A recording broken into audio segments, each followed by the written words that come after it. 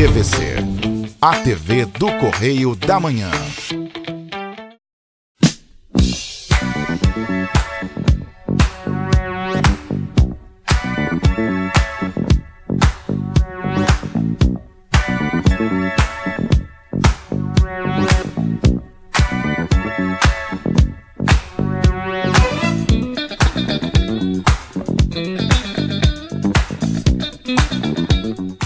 Minhas saudações às senhoras, minhas saudações aos senhores. Programa Bernardo Filho, mais uma vez entrando em sua residência, em seu estabelecimento comercial, onde a senhora, onde o senhor estiver. Agradecendo o carinho, a paciência e a audiência que toda semana a senhora e o senhor concedem ao nosso programa. Quero mandar um abraço especial aos nossos telespectadores de Três Rios, Paraíba do Sul, Petrópolis, Teresópolis e Friburgo. Muito obrigado a todos que nos assistem nestas praças. Gente, estivemos afastados aí alguns dias por conta das férias carnavalescas, mas estamos retornando a pleno vapor. Tenho certeza que não sentiram nossa falta porque fizemos aí 2 ou 3 reprises nesse período. Mas tudo bem, voltamos agora de forma direta até o final do ano, se Deus quiser. Essa semana eu trouxe para a senhora e para o senhor um convidado que eu tenho certeza que a senhora e o senhor irão gostar muito.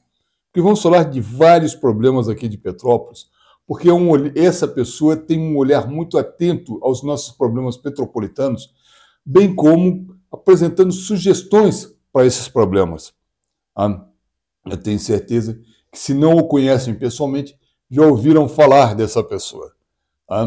Trata-se do senhor Mauro Correia da Silva, que hoje está à frente do Instituto Cives aqui em Petrópolis.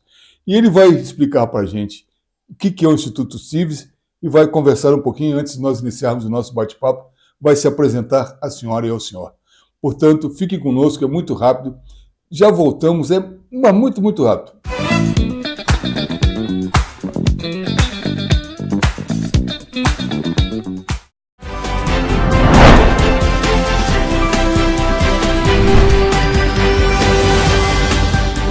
Olá, meu nome é Tassiana Ferrante e eu convido você a assistir de segunda a sábado às 6h30 da noite o jornal Correio Petropolitano na TV, segunda edição. Aqui você encontra as principais notícias de Petrópolis, Nova Friburgo, Três Rios, Teresópolis e Paraíba do Sul. Todas as informações você também pode acessar nas redes sociais da TV Correio da Manhã.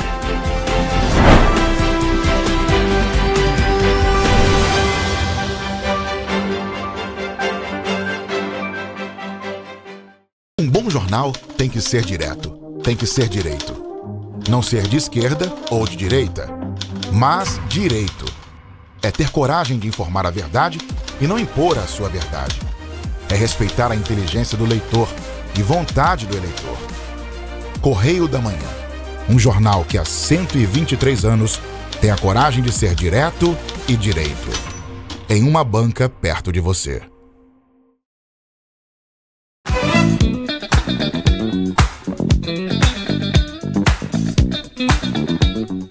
Muito bem, estamos de volta. Como eu disse, foi muito rápido.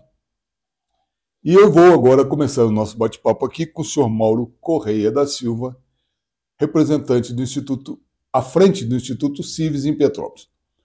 Mauro, boa tarde, muito obrigado por ter aceitado o convite de estar aqui no nosso programa. De imediato, eu gostaria que você se apresentasse. Quem é Mauro Correia da Silva? Se apresentasse aos nossos telespectadores, para que eles pudessem conhecer um pouquinho da pessoa do Mauro. Fale um pouquinho sobre você primeiro, antes de nós entrarmos no nosso assunto.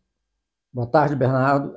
Me chamo Mauro Correia da Silva, sou petropolitano, apesar de, vamos dizer assim, ter morado praticamente uns 20 anos no Rio.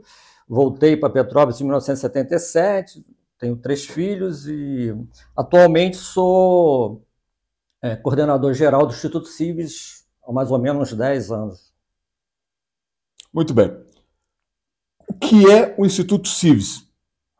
O Instituto Cives foi criado, foi uma ideia do falecido advogado Fernando Múcio, que tinha sido presidente da OAB, e que num determinado momento, na década de 90, resolvemos fazer uma entidade que lutasse pelos direitos difusos, né? Porque tinham vários problemas com relação a plano diretor, lei de uso, ocupação do solo, a famosa lupus. Então, várias pessoas, né? Fernando Múcio, Felipe Guedon, Reinaldo Hacker e outras pessoas resolveram criar uma entidade que lutasse, né, por essas questões que estavam mais ou menos, vamos dizer assim, meio soltos, né? O que nós tivemos no passado, a APAND, que teve uma atuação marcante com relação à questão de preservação, a questão de animais, mas ao longo dos anos surgiram novos problemas que a APAND não abraçava. Então, por isso foi criado o Instituto Cives. Muito bem. Hoje, atualmente, o Instituto Cives continua atuante, continua cumprindo o seu papel, o papel pelo qual ele foi criado? Sim, vamos dizer assim, teoricamente com menos intensidade, né, por questões particulares, mas a gente está atento. Ontem mesmo tivemos uma reunião, né, da revisão, né, do tombamento de Petrópolis. Já vamos ter alguns questionamentos que vamos fazer certamente, mas a gente está sempre atento, né? As pessoas, em geral, não entendem muito bem o trabalho do INEPAC e do IPHAN. Mas uma cidade como Petrópolis, o IPHAN tem um papel fundamental, na minha opinião, quero deixar isso bem claro, tá? Por conta de que, se nós não conservarmos o nosso patrimônio histórico, o que nós temos de prédios tombados, o que nós temos de história, vamos nos transformar num município como qualquer um outro. Porque a diferença de Petrópolis para com os outros municípios é justamente o quê? A sua história, o seu patrimônio. E eu vejo muita gente aceitar de forma muito tranquila uma série de mudanças que querem fazer, não só na Lupus, e eu tenho já algumas notícias de que a coisa não vai bem, porque inclusive vão aumentar o gabarito da cidade, mas inclusive coisas que seriam necessárias são relegadas e deixadas de lado. Nós temos, por exemplo, o prédio dos Correios, o antigo prédio do Banco do Brasil, ali na esquina da Rua do Imperador com Alencar Lima, o próprio prédio do Palácio Rio Negro, que precisaria de uma super reforma, mas se bem que é do governo federal, né? Mas eu não vejo uma mobilização das pessoas com relação a quererem efetivamente preservar esses monumentos históricos. O que você me fala a respeito disso? Não, com relação a isso, a preservação e o papel tanto do INEPAC quanto do IPHAN, eu acho que são fundamentais. Sem eles aqui, a coisa seria bem pior, não tem nem a menor dúvida, né? Eu acompanho essa história, como te falei, desde a época da PAND, lá na década de 80, que através da Fernanda Colagrossa e outras pessoas aqui conseguiram dar uma segurada em muitas coisas que estavam ocorrendo naquela época. Inclusive fizeram um decreto, né, na época famoso decreto 90, que dava uma parada nas construções, porque se não tivesse naquela época a PAND, fatalmente, por exemplo, a avenida seria totalmente detonada, né, seria coberta de prédios, né, e eu acho que isso, ao longo dos anos, a gente tentou, de alguma forma, aprimorar. Você tocou na questão dos Correios, mais ou menos uns 10, 12 anos atrás, o Correio estava numa situação idêntica, tá? Completamente detonado. Nós entramos com uma denúncia no Ministério Público Federal e, depois de uns 6 meses, eles foram obrigados, entendeu, a dar uma guaribada lá no prédio. Isso também durou, sei lá, tipo 1 ano, consertaram o telhado, que tinha problema, vazamento, essas coisas, mas logo depois, né, o prédio começou a se deteriorar, porque não há manutenção, entendeu? O problema é esse. E tem um problema sério ali também na lateral ali dos Correios, que os estudantes ali daquele colégio ali, CENIP, entendeu? Picham ali, sentam em cima das muretas. Então, tem uma questão de educação também, né? Acho que teria que ter uma colaboração do próprio colégio com os seus alunos, porque eles ficam aguardando as aulas. Na época de aula, você só chegar ali e vai ver. Você fica sentado nas muretas. Então, é uma questão também de educação, né, das pessoas, né, de uma educação patrimonial, realmente, que deveria ter nessa cidade. Eu defendo há muito tempo, isso não é de agora, quem acompanha meu programa sabe que tem mais de 15 anos que eu defendo isso, uma educação ambiental, uma educação para o trânsito e uma educação histórica com relação à conservação dos nossos patrimônios. Essa minha briga não é de hoje, quem acompanha o programa sabe disso. Eu sempre digo o seguinte, Mauro, a educação tem que começar nas escolas. Por exemplo, a educação para o trânsito. Se você aplicasse isso em todas as escolas municipais, o garotinho que está dentro do carro, no banco de trás, com o pai e com a mãe, diz assim, pai, pare que aquela moça quer atravessar na faixa de pedestres. E o pai para. O garotinho alertou e o garotinho pediu. Pai, não para aqui em fila tripla, pai. Isso aqui não vai dar certo. Então, essa formação tem que vir de base. Eu não vi nos últimos 20 anos nenhum prefeito interessado nessas matérias, digamos assim, vamos chamar de alternativas, não existe, ou então, como você gosta dessa expressão, uma matéria um pouco mais difusa, não tem um interesse dos governantes em efetivamente implantarem esse tipo de coisa. Isso seria fundamental para o quê? Para o futuro do nosso município. O que você me diz? Não, concordo plenamente. Eu acho que essa parte, como você tocou também, com relação à questão Petrópolis, o papel histórico que ela tem na história do Brasil, deveria ter dentro do currículo escolar, entendeu? As pessoas, entendeu? Atentando para esses detalhes. Eu acho que, por exemplo, falta, poucas vezes eu vi isso, pegar os próprios alunos do ensino público e levar para o museu, entendeu? Eu acho que deveria ter um dia para fazer isso e correr os pontos históricos, São Dumont, vamos dizer assim, outros locais históricos da cidade, porque isso está, vamos dizer assim, no livro de história vamos dizer assim, da nossa educação. Então, realmente falta um maior interesse, vamos dizer assim, para o próprio município, para os municípios, né, atentarem para esse detalhe, que muitas vezes as pessoas não ligam para isso, né? Olha, eu não vou citar nomes, até porque para não ferir suscetibilidades, mas uns anos atrás, eu falei para um secretário de Educação de Petrópolis, ou melhor, uma secretária de Educação de Petrópolis, que deveria fazer excursões das escolas no Museu Imperial, na Casa de Santos Dumont, sabe? No próprio Museu de Cera. Seria interessante que as crianças visitassem esses locais, conhecessem melhor a sua cidade. As crianças não conhecem a cidade. Mas eu queria te perguntar uma outra coisa. Você tocou no nome em off que o Felipe Guedon participava do Instituto Civis. O Instituto Felipe Guedon, meu amigo, já falecido há algum tempo, uma figura espetacular, diga-se de passagem. Até hoje tem todo o meu respeito, uma pessoa que eu admirava muito. E eu me lembro que, junto com o Aguinaldo Goivinho, também já falecido, o Felipe Guedon, Aguinaldo Goivinho e eu nos reuníamos de tarde para bater papo no restaurante Santo Vinho, ali no Valparaíso, pensando Petrópolis. Eu não vejo hoje um planejamento para Petrópolis para os próximos 5 anos, 10 anos, 15 anos, 20 anos. Ninguém sabe o que vai acontecer com Petrópolis nos próximos 5 anos. Por quê? Qual o problema dessa falta de planejamento nesse município? Você que nasceu aqui, criado aqui, conhece o município, por que essa parte de planejamento não anda? Você tocou em 2 nomes que, para mim, são exemplos, né? O Guedon e o próprio Goivinho também era amigo pessoal, também batíamos papos com relação a isso. A gente tentamos até que ele fosse, na época, o primeiro secretário de Meio Ambiente de Petrópolis. Não conseguimos emplacar isso, né, no primeiro governo lá do Rubens Bom Tempo, porque era, vamos dizer assim, um estudioso da cidade, sabia, vamos dizer assim, detalhes de cada ponto histórico, de questões ambientais.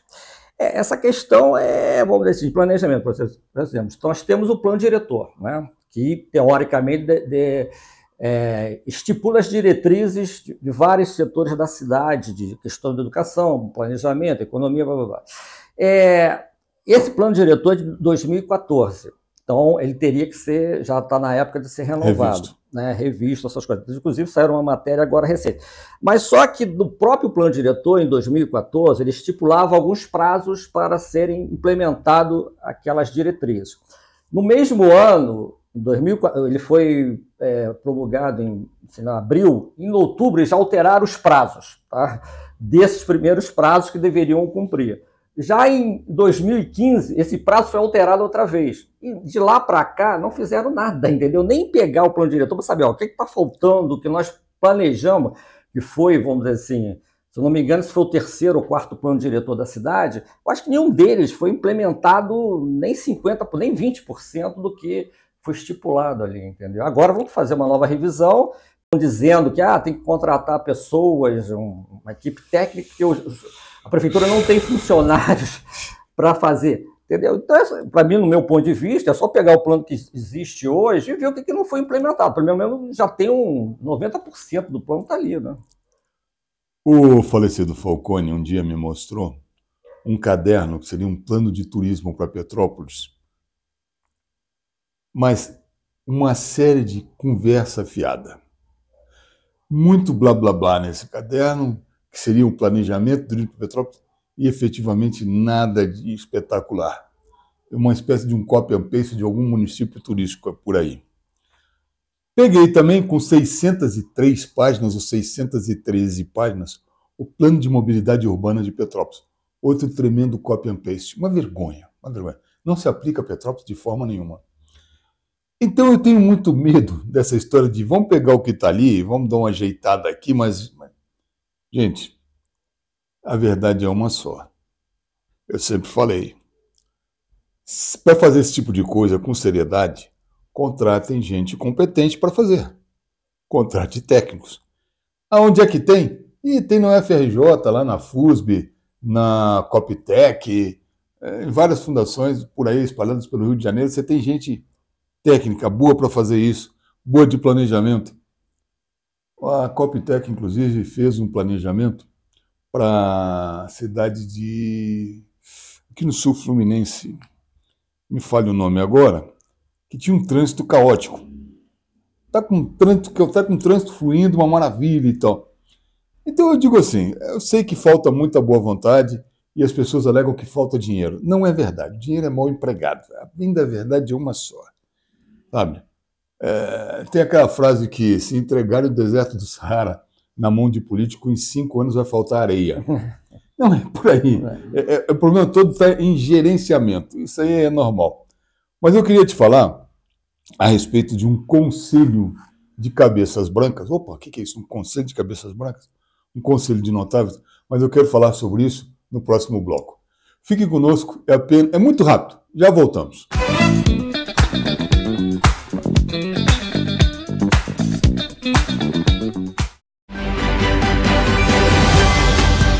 Olá, eu sou Rafaela Cordeiro e te convido a assistir ao Correio Petropolitano na TV, primeira edição, de segunda a sexta-feira, à 13h. Eu estarei ao vivo com vocês, trazendo as principais notícias das cidades da nossa região de cobertura e estado do Rio de Janeiro, especialmente para você. Te espero lá!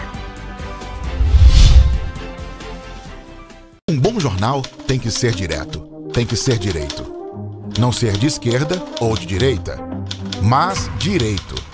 É ter coragem de informar a verdade e não impor a sua verdade. É respeitar a inteligência do leitor e vontade do eleitor. Correio da Manhã, um jornal que há 123 anos tem a coragem de ser direto e direito. Em uma banca perto de você.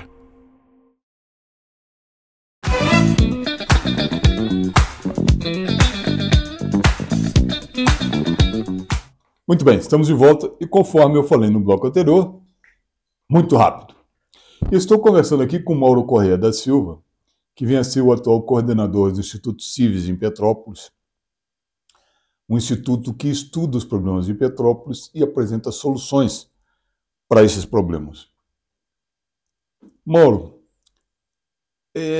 há um tempo atrás, eu sugeri essa ideia já a 2 prefeitos, sugeri de forma pessoal, inclusive, conversando pessoalmente com eles, e não obtive reciprocidade. O que seria a ideia? a criação de um conselho de notáveis, um conselho de cabeça branca, um conselho de pessoas com mais vivência, com mais experiência na política, independente de posição partidária, independente de ideologia, para auxiliar o governo no seu planejamento. Então, esse grupo se reuniria uma vez por mês, de 9 às 5 da tarde, obviamente que o prefeito pagando o almoço, mas justamente para discutir, debater ideias e implementar e sugerir ideias ao prefeito. Inclusive, eu falei, olha, esse grupo não precisa ser muito grande, não, no máximo umas 9 pessoas. E eu citei um nome, inclusive, de 9 pessoas, eu posso até citar. Eu disse, olha, você pode chamar o Henrique Manzini, você pode chamar o Juvenil, você pode chamar o Mauro Correia da Silva, você pode chamar o Douglas Prado, você pode... Eu citei várias pessoas, aí um desses prefeitos disse, você não vai estar no Conselho de Goiás, não. Eu estou indicando as pessoas que eu acho que você deveria colocar no seu conselho, para lhe aconselhar. Quem sou eu para aconselhar o quê? Não. O meu papel é o papel de divulgação, de levar ao povo informação. Esse, uma excelente ideia, vamos aproveitar. Obviamente que a vaidade e o ego do prefeito não permitem que isso aconteça. Imagina, aquele velhinho lá vem me dar conselho, vem dizer o que eu devo fazer, ele está pensando que eu sou. Eu sei quem eu sou. Mas o que acontece? As pessoas deviam escutar os mais velhos e não só isso, dar continuidade a certas coisas que o governo anterior fez e que ele não dá continuidade porque era iniciativa do governo anterior. Vou te dar um exemplo. Eu não gosto de deixar as coisas no ar, não. Disque entulho. Na época que o Paulo Mustrange, olha como isso é velho, hein? Na época que o Paulo Mustrange entrou na prefeitura, tinha um disque entulho que bastava você telefonar e dizer, olha, tem um entulho aqui na porta da minha casa, vocês podem recolher? Amanhã a gente vai passar aí para recolher. E sabe qual era o detalhe? Gratuito. Aí depois do Paulo Mustrange entrou o Rubens Bontempo, que acabou com esse serviço gratuito. E praticamente acabou com esse serviço de disque entulho. Eu estou falando uma bobagem, mas é uma bobagem que as pessoas não dão o quê? Continuidade ao trabalho do anterior por ter sido feito pelo anterior, que é uma grande bobagem. Então eu digo assim, o aconselhamento, a continuidade, são coisas que seriam importantes, mas que não acontecem na prática. Por conta do quê? Pura e simples vaidade. O que você acha disso? Não, eu justamente ia tocar nesse assunto, né? Porque a tua ideia seria muito interessante, mas ela peca por uma questão, como você falou. Acho que a vaidade pessoal dos nossos prefeitos, pelo menos dos últimos, 5 ou 6 prefeitos, né? Nesses últimos, 30 anos, realmente nenhum deles eu acho que teria um perfil, né, de partilhar, né, compartilhar ideias. Não é nem exatamente, vamos dizer assim, vai ter que implementar aquilo que, vamos dizer, que o tal conselho, né, sugerisse, mas pelo menos ouvir uma outra voz que não tivesse amarrado a ele, porque muitas vezes os prefeitos gostam só de escutar elogios, né? Isso que é o problema dos nossos políticos, né? Quando você começa a criticar, você é mal visto, o pessoal, não, esse cara é do contra, é do partido A, partido B, do centro, da esquerda, do fundo, entendeu? Então, ele não se pega a mensagem, ele se pega o mensageiro, então fica complicado isso, entendeu? Não, e eu quero dizer o seguinte, aconselhamento não é mudança de programação, de programa de governo, absolutamente nada. Até porque, por exemplo, já falamos do Felipe Guedon, ele defendia uma coisa chamada orçamento participativo, o qual eu sempre fui contra. Por que eu era contra? A ideia em si ela é muito boa, na prática não funciona. Por quê? Porque vai atrelar e vai obrigar o governo a cumprir promessas dentro do orçamento participativo, ou obrigações dentro do orçamento participativo, as quais ele não vai conseguir cumprir. E aí vai ser muito pior. São certas coisas que eu sempre vou um pouco mais além da ideia. E, enfim, seria uma boa orçamento participativo, a sociedade participar da gestão municipal, mas é inviável, porque não dá para cumprir todas as obrigações que vão ser colocadas dentro do orçamento participativo. E aí, o que acontece? A, B, C, D, O vão se sentir feridos. E é muito complicado isso. Mas a política é uma coisa complicada, né, rapaz? É impressionante. A gente tem que ter... Você falou agora há pouco em não aceitar adversários políticos. Principalmente numa cidade pequena, com uma política paroquial como Petrópolis, isso a gente nota muito. A vingança e a perseguição de determinados elementos, determinadas pessoas que não compactuaram na campanha daquele que foi o vencedor. Já notou isso? Vamos dizer assim, eu participei de um dos fundadores de um partido político em Petrópolis, fui candidato, essas coisas, mas, vamos dizer assim, a gente tem esse histórico realmente. Eu acho que, por exemplo, você tocou nessa questão do orçamento participativo, mas também tem a própria Câmara Municipal, tem a Ouvidoria do Povo, entendeu? Que ela não implementa, que está na lei, se eu não me engano, na lei orgânica, que é o momento que deveria abrir um espaço na Câmara para a população chegar lá, entendeu? Não exatamente questionar o vereador, mas dizer o que está faltando aqui, ali, porque às vezes o vereador ele fica muito amarrado, entendeu? Nos seus, vamos dizer assim, nos seus feudos, então aquele vereador é dali, só ele que pode resolver aquele problema. Entendeu? Então isso é muito paroquial, né? Você colocou o dedo num buraco que realmente é muito complicado. Ouvidoria na Câmara Municipal. Sabe por que não existe a figura do ouvidor? Porque vai fazer sombra aos vereadores. Certo. Ora, a vaidade do vereador não vai permitir que ele aceite alguém que vai fazer sombra ao seu mandato. É muito simples. Você note que esse ano, esse início de legislatura aqui em Petrópolis, está sendo um dos mais fracos dos últimos 30 anos. Isso que eu me lembro. Estou falando de 30 anos porque eu me lembro, pode ser que seja mais. Mas uma legislatura das mais fracas, porque realmente, gente, foi uma coisa assim pavorosa. Foi volta do pagamento das sacolinhas de plástico, dia da pipa, mas tanta bobagem que eu digo, meu Deus do céu, eles não têm coisa mais séria para se preocupar. A gente precisando mexer na LUPS, precisando mexer no plano diretor, precisando implementar uma série de planejamentos do município. O vereador não tem mais nada que se preocupar do que voltar a cobrança de sacolinha plástica e criar o dia da pipa. Brincadeira, né? Essa aí eles já começaram, né, com pesquisa, né, porque, inclusive, até vereadores, entre aspas, né, dito de esquerda lá, que, poderiam ter dado uma freada nisso aí, eu não sei como é que foi lá a votação, mas, eu acho que, vamos dizer assim, quando você se propõe a ser um vereador, pelo menos você deve ter ideia do que você quer, né, sugerir, como projetos de lei. Se não tem uma ideia interessante, procura copydesk, né? Vai lá em algum vereador de outro município, traz para cá, entendeu? Logicamente, se for pertinente, mas não pode, como você falou, né, começar, vamos agora discutir a retomada da cobrança, né, e inclusive algumas, vamos dizer assim, justificativas, né, ridículas, né, com relação a isso. Né? Não é um trabalho realmente que eu digo assim, meu Deus do céu.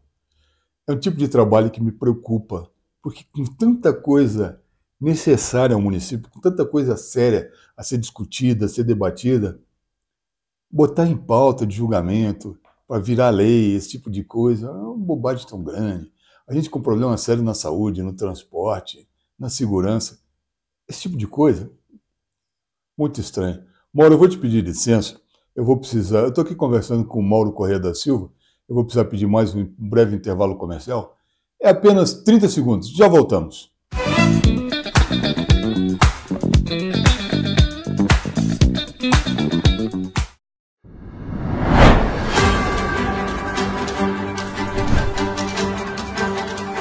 Comece o seu dia muito bem informado. Não perca o Correio Serrano na TV, de segunda a sexta, ao vivo às 7h30 da manhã. Todas as notícias da sua região direto na sua tela.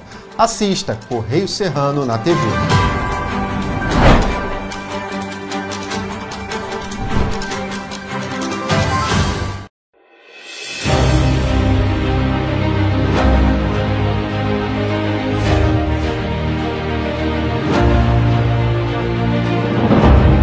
Jornalismo de direita.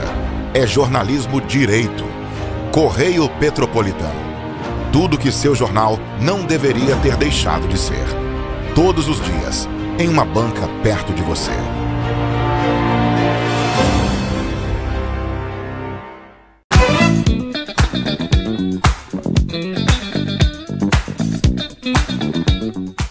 Muito bem, estamos de volta. Estamos conversando aqui com Mauro Correia da Silva, do Instituto Cives. Mauro, quando eu digo para você que essa legislatura que está se apresentando como uma nova legislatura a partir desse ano de 2024 está se mostrando a mais fraca dos últimos anos, eu vou te dar até um exemplo prático. Eu tinha esperança de que essa nova legislatura, ao voltar para início dos trabalhos, realmente marcasse a votação das prestações de conta do Rubens Bontempo, do Bernardo Rossi e do Ingo Ramos.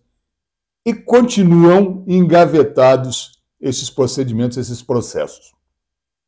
Triste, muito complicado isso. O que você me diz a respeito?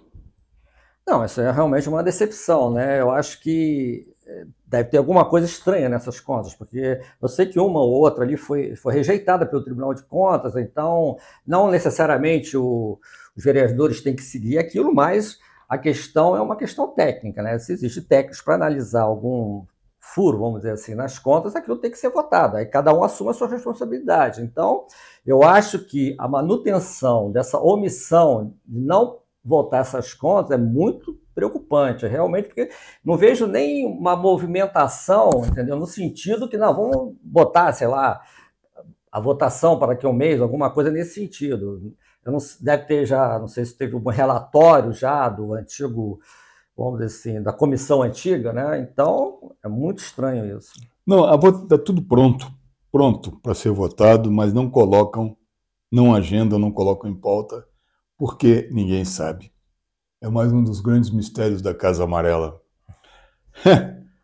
Mas, voltando aos nossos assuntos anteriores aqui, Ingo Ramos está prestes, ou melhor, nos próximos dias, completa seus primeiros 100 dias de governo. Todos nós sabemos, e isso é histórico, que os primeiros 100 dias há uma certa condescendência, uma certa aceitação. E o que o prefeito precisa efetivamente fazer tem que, ou em termos de implementar novas regras e novas leis, tem que fazer nos primeiros 100 dias, que terá uma facilidade maior de aprovação. Mas a gente não está vendo o prefeito se mexer nesse sentido para tentar aprovar alguma coisa nova, alguma coisa que venha de encontro aos interesses da população. O prefeito está deixando passar esses primeiros 100 dias praticamente em branco, sem apresentar ainda ou sem mostrar a que veio a sua administração. Ele está agindo de forma, como eu digo assim, rotineira com relação à sua gestão, mas sem nenhuma novidade. Mauro, é uma impressão minha ou isso efetivamente está acontecendo? Não, eu acho que sim, né? Eu acho que pelo histórico que aconteceu no passado, total a questão do ICMS, né, daquela quantia lá, sei lá, 400 milhões que aparentemente sumiram, assim, não tem uma explicação lógica onde que foram investidos esse dinheiro. Eu acho que deveria se fazer uma auditoria. Isso aí, eu me lembro que quando o Mustrange assumiu, ele se comprometeu publicamente, né, de fazer uma auditoria. Tá? Nós cobramos isso, ele se comprometeu em fazer.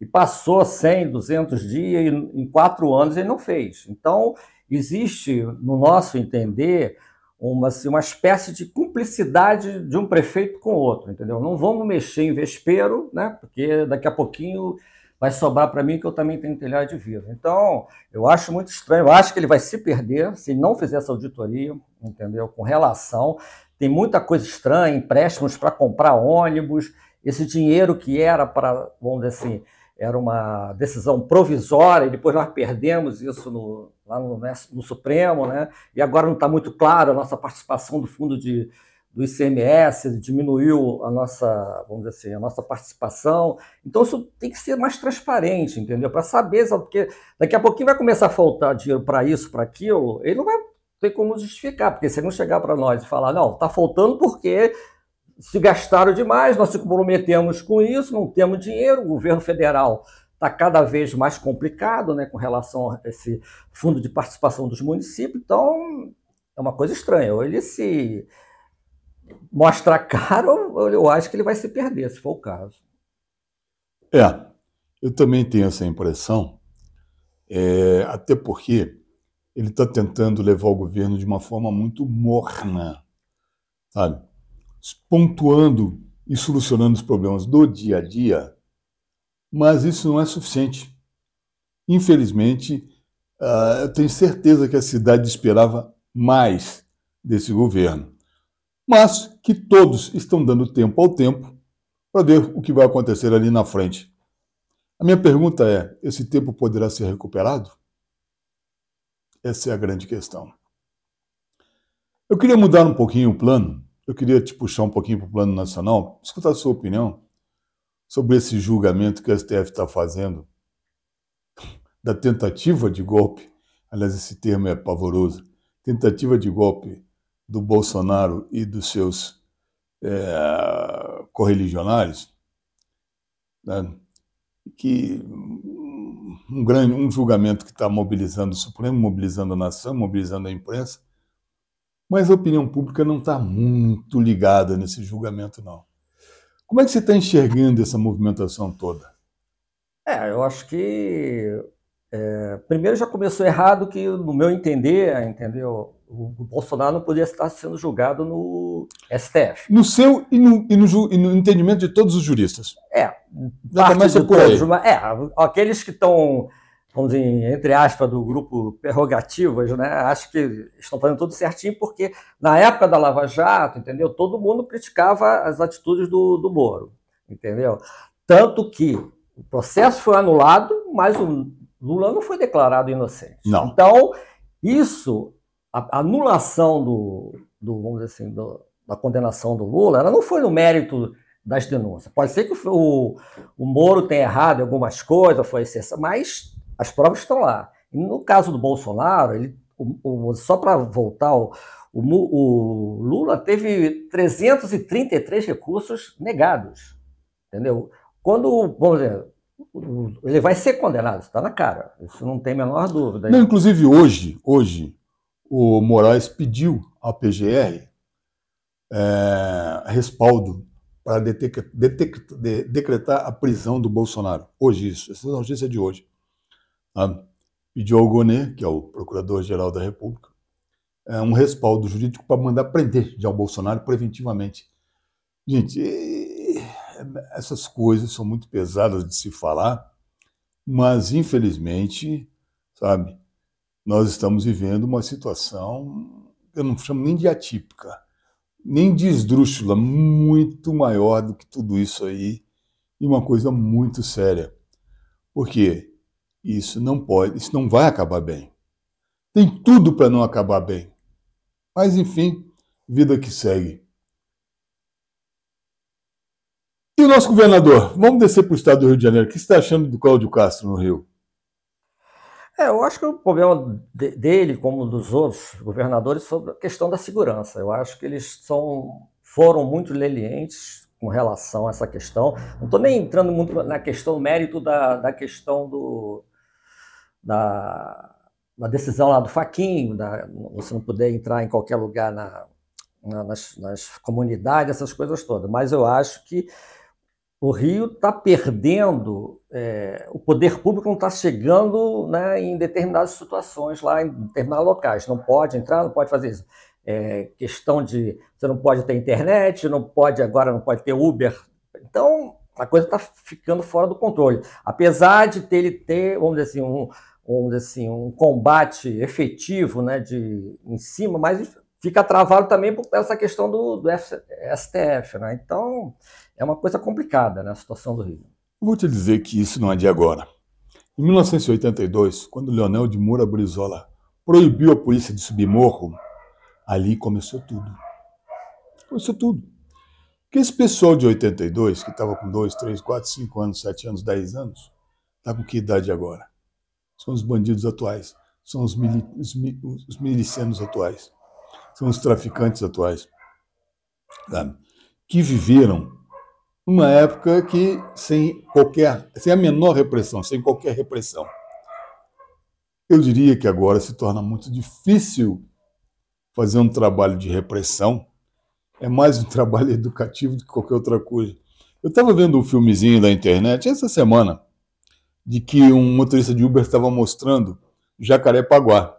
Então ele disse assim, essa rua eu posso entrar, essa rua eu não posso entrar, essa rua eu posso subir, essa rua dá na comunidade tal, essa rua acaba em tal comunidade, eu não posso passar daquela barraquinha ali, que é do moto Uber, motoboy, enfim. Então ele mapeou o Jacarepaguá, num filmezinho, onde é que ele podia passar e onde é que não pode. E no final do filme ele disse assim, e de dia, tudo bem, de noite, nem nesses locais que eu falei que seria possível passar, eu passo. Gente, a que ponto nós chegamos? Sim. A que ponto nós chegamos? Sabe?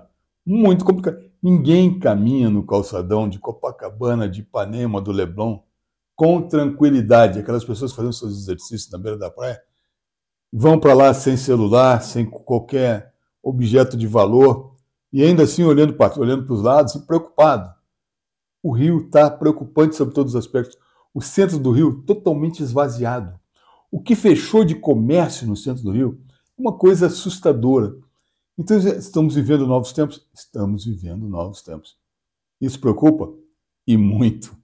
Mauro, eu vou te pedir licença para pedir mais um breve intervalo comercial. Olha, prometo que é o último desse programa, tá? Não vai ter mais nenhum, não. Fique conosco, já voltamos.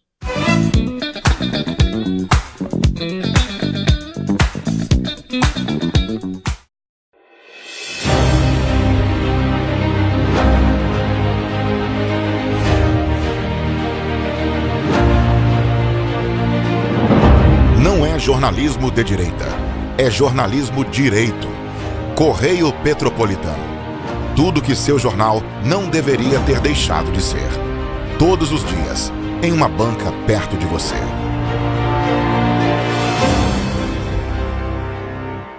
Um bom jornal tem que ser direto, tem que ser direito. Não ser de esquerda ou de direita, mas direito. É ter coragem de informar a verdade e não impor a sua verdade. É respeitar a inteligência do leitor e vontade do eleitor. Correio da Manhã, um jornal que há 123 anos tem a coragem de ser direto e direito. Em uma banca perto de você.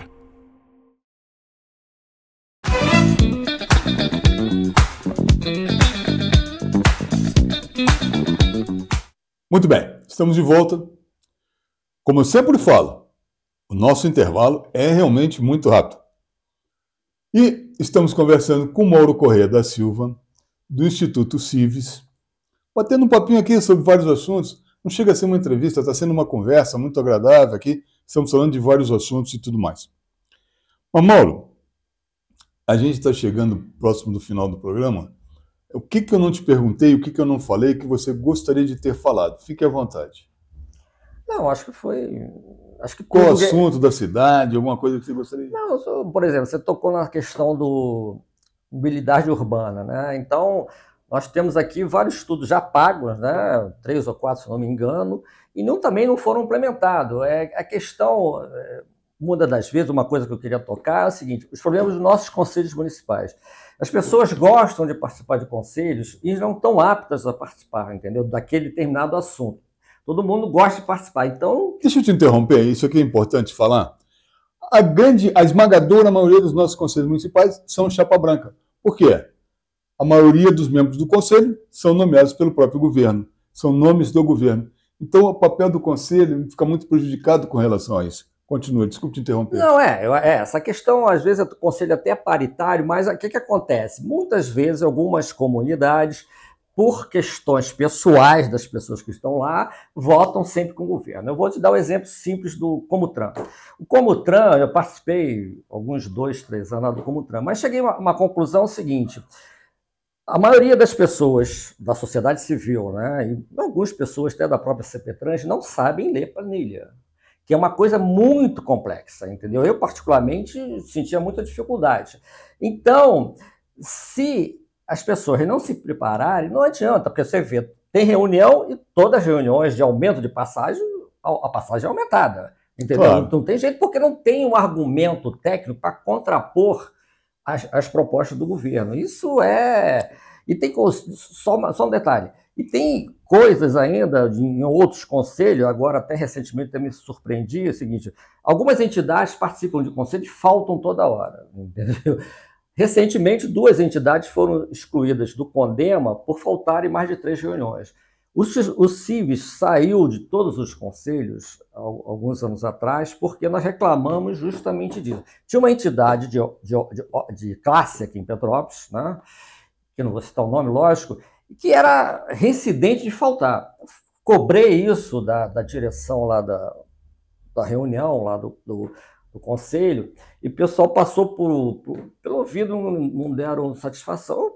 Me arretirei, porque não adianta você, membro do conselho, não respeitar o próprio regimento interno, porque a entidade X quer problemas políticos, não sei o quê, entendeu? Então, sai fora porque eu não vou ficar discutindo à toa. Você falou uma coisa muito importante. Falta conhecimento da pessoa ao estar dentro de um conselho para poder opinar sobre alguma coisa que aquele conselho está discutindo. Por exemplo, é o caso das planilhas da CPTrans.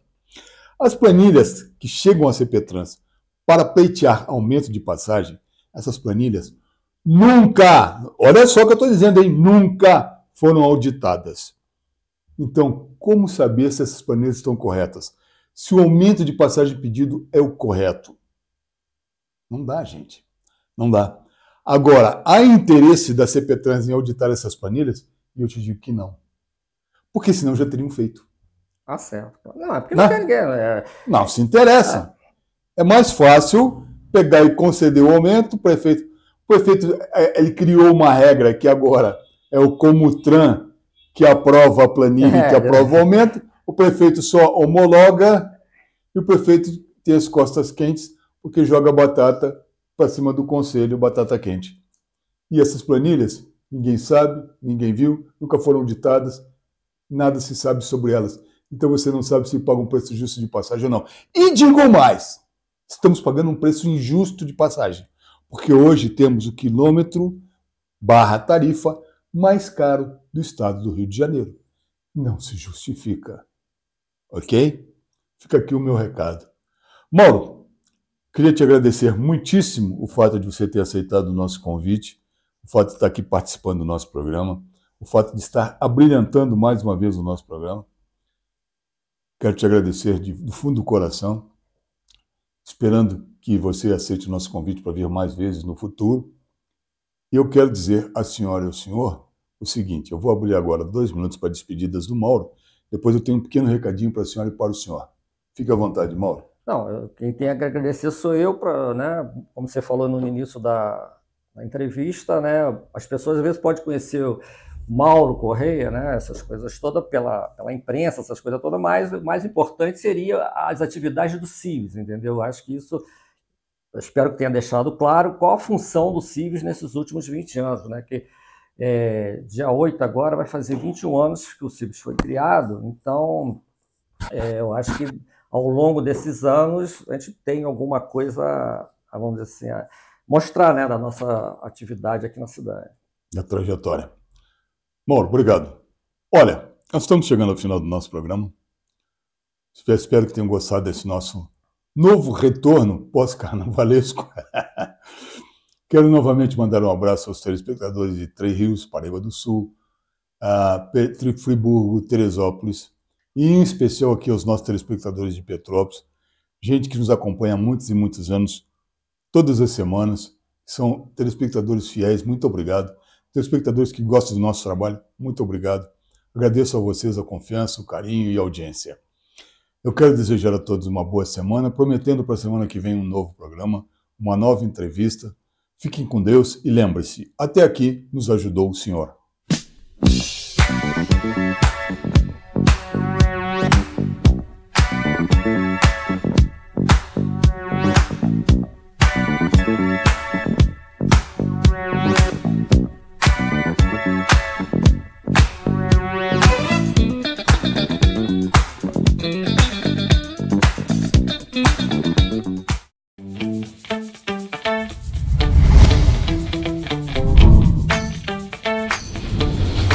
TVC, a TV do Correio da Manhã.